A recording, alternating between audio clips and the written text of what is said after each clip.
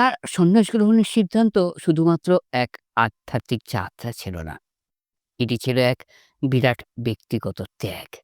1884 সালে বাবা বিশ্বনাথ দত্তের হঠাৎ মৃত্যুর পর তাদের সচ্ছল পরিবার এক ভয়ঙ্কর আর্থিক সংকটে পড়ে।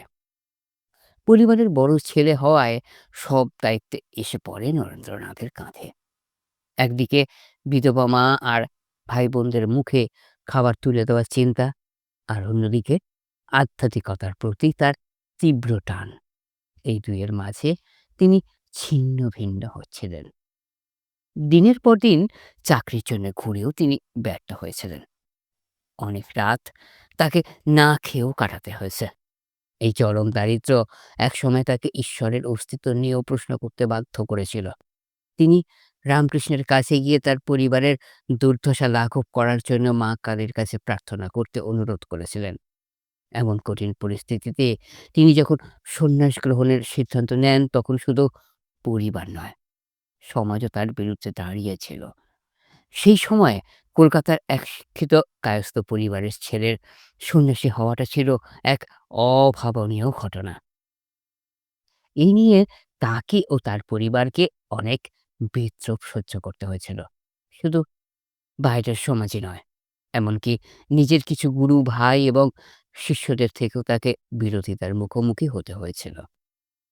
এই সমস্ত ঘটনা প্রমাণ করে যে নরেন্দ্রনাথ থেকে স্বামী বিবেকানন্দ হয়ে ওঠার পথটা ফুলে ঢাকা ছিল না।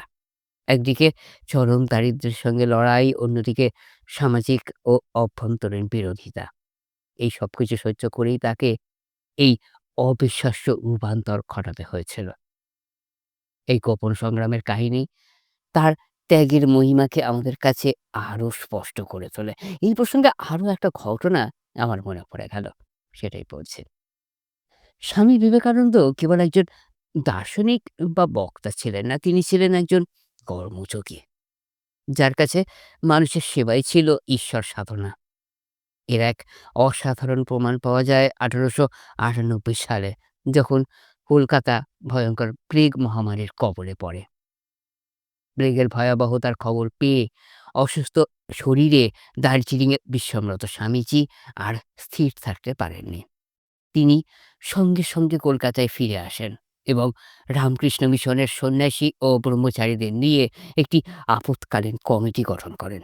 নিজের স্বাস্থ্যের কথা না ভেবেই তিনি ঝাঁপিয়ে পড়েন সেবা কর্মের পরিকল্পনায়।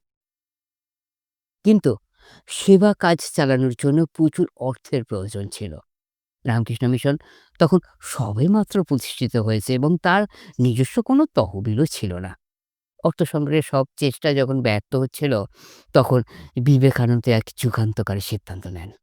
কথিত আছে তিনি মিশনের তৎকালীন সাধারণ সম্পাদক স্বামী ব্রহ্মানন্দকে ডেকে বলেছিলেন, যদি আর কোনো উপায় না থাকে তবে বেলুড়ে মঠ তৈরির জন্য যে জমি কেনা হয়েছে তা বিক্রি করে দাও।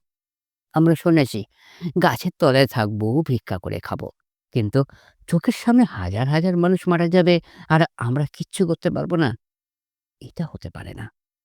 কিন্তু বাস্তবে জমি বিক্রি করার প্রয়োজন হয়নি, কারণ ভক্তদের টানেই প্রয়োজনীয় অর্থ সংগৃহীত হয়েছিল। এই একটি কথাই স্বামী বিবেকানন্দের চরিত্রের গভীরতাকে চিনিয়ে দেয়। যে বেলুড় মঠ ছিল তার গুরুর স্বপ্নকে বাঁচিয়ে রাখার কেন্দ্র, সে স্বপ্নকেও তিনি অসহায় মানুষের জীবনের সামনে তুচ্ছ করতে দ্বিধা করেননি। জীবে প্রেম করে যেই জন, সেই জন সেবিছে ঈশ্বর। এই বাণী কেবল তার মুখের কথা ছিল না, এটা ছিল তার জীবন দর্শন।